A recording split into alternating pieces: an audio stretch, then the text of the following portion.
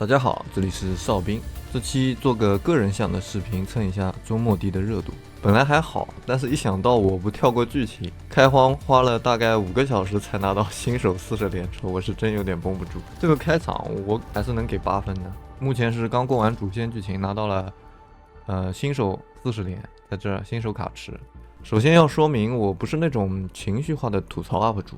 以下内容都是基于个人游戏体验反馈而来的，有一定的局限性。作为不喜欢社区战争的单机玩家，没有那么强的争论胜负欲。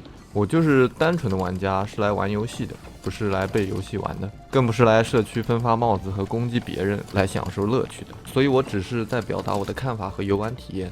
你当然可以有你的观点，但是请观众也不要因为我不攻击或者攻击游戏而攻击我，谢谢。所以让我们进入正题，以下是开篇省流。中末地到底好不好玩？我只能说中规中矩，未来可期。对玩家来说，游戏最重要的问题还是好不好玩。无论从哪个角度看，中末地不是那种空前绝后的里程碑式游戏，但就算担不起优秀的名头，起码称得上是一款精品游戏。我们作为玩家，视角和游玩的心态是非常重要的。如果你把它当做一款免费游戏来看，撇开米哈游这种 T0级别的，怎么说鹰角也算是国内 T1的2游厂家了吧？建模、美术、音乐、UI 和剧情演出其实都是合格的。当然，我不是强行吹，要求一款游戏样样顶尖，各个方面都能超越前人，那难度确实有点大。但是付费机制与价格能让一款游戏的评价打骨折。我看很多人都说玩困了，不论是谜语人的剧情对话，还是冗长的新手引导，确实很慢。打了5-6个小时的我，刚过完主线序章，打完第一个小 BOSS， 过完了工业化生产引导，还在过模拟关卡新手教程，那确实令人有点难崩。但是要说很烂成一坨，那也实在不至于，只能说是一般，10分里打个6分的样子。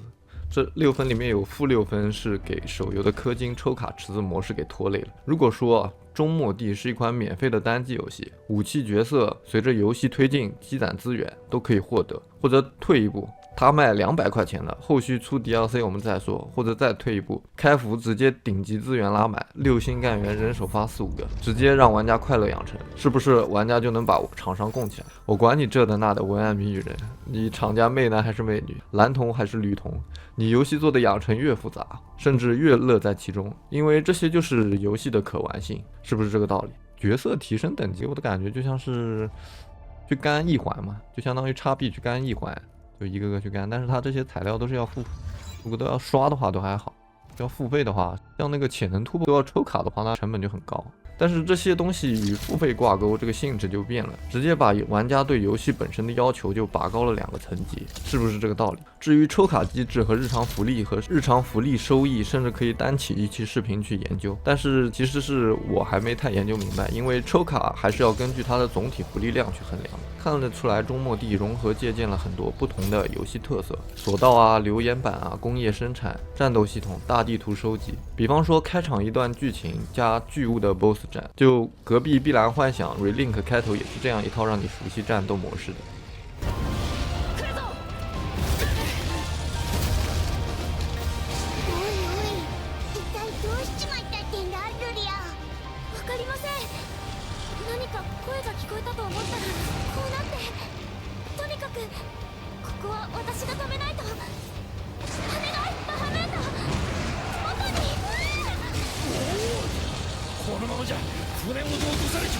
画面建模、文案台词、剧情演出、音乐配乐都算得上是在水准之上。前辈少前2都还活着，中末地爆死似乎不太可能。但是手游这一套高开发、高宣发的成本，使得厂商不得不抬高付费定价。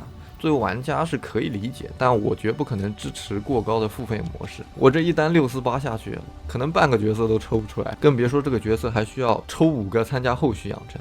但是648我可以买一套莱莎的炼金工坊1、2、3，同样我可以买幸福工厂、异形工厂、戴森球、异形工厂1、2还有鱼域，所以当服务器蛀虫或者干脆不玩是最好的出路。现在2游开服都给的抠抠搜搜的，看起来天天被玩家喷，但是后续运营也是很重要的一环嘛。作为隔壁来的2次元牌老，影之师超凡世界开服也是全网被喷成一坨，然后还有被吐槽最多的这个跟影之师一样的价格500一抽。但是基本游戏内容靠当服务器蛀虫，你每天干日常确实可以做到完整游戏体验，除了皮肤需要大量氪金得到之外，所以我还是比较持观望态度的。其实有的人并不在乎二游之间对比怎么样的，只是可能刚好有时间碰上这款二游开服了，所以你去玩一下。另外很想吐槽的2个点，一个是非正常叙述的台词有点多，虽然难理解，但是转个弯你大概能懂。但是看到敏捷生产，我真的，但是在任务对话里看到他说敏捷生产，我是真有点 PTSD 了，好吧？你问程序员什么是敏捷开发？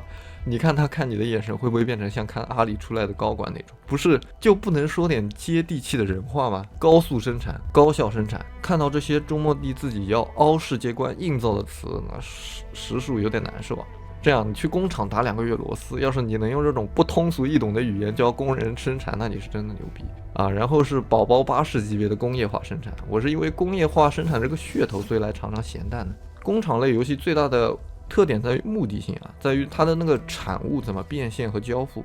正统工厂一般都是用来合成开新科技，目前中末地更像是银河破裂者这种累积资源去造武器。当然这些都未来可期，只能说还有很大的进步空间。但是就现在的模式，只能说是宝宝巴士的入门级别。就这鹰角还做了很多新手教程，生怕玩家玩不懂。这个物流塔给我的感觉特别像戴森球。给大家看一下现在比较后期的高级工业化生产的复杂度。在异星工厂 DLC 里面有颗远近闻名的巨蟒星，我们一般管它叫草星。在这颗星球上，大部分产物都是有保质期的。是的，你没有听错，是有保质期的。在草星上，往往采用基于当地生物制成的生产机器，叫做生物室，需要提供营养素才能生产，保质期只有5分钟。当然，这不是一开始生产出来它就有5分钟，而是下级产物的保质期会继承上级产物的保质期。你的上级果实烂了，那就是烂了，烂完了还得清理这些过了保质期的腐烂物，所以对整体产线的运转速度和效率要求是非常高的。这真是太变态了，不用无人机，光用传送带的，谁上草星都得懵逼半天。倒不是踩一捧一啊，就事论事，戴森球跟工厂类王者顶尖的异星工厂比还是有点差距的，一个是优化方面，一个是游戏性，我认为都差了一个级别。但这并不妨碍我作为一个玩家，既爱玩戴森球又爱玩异星工厂，特别是电磁工厂的滋滋的绕线声，听着特别解压。好了，本期视频就到这里了，感谢各位观看。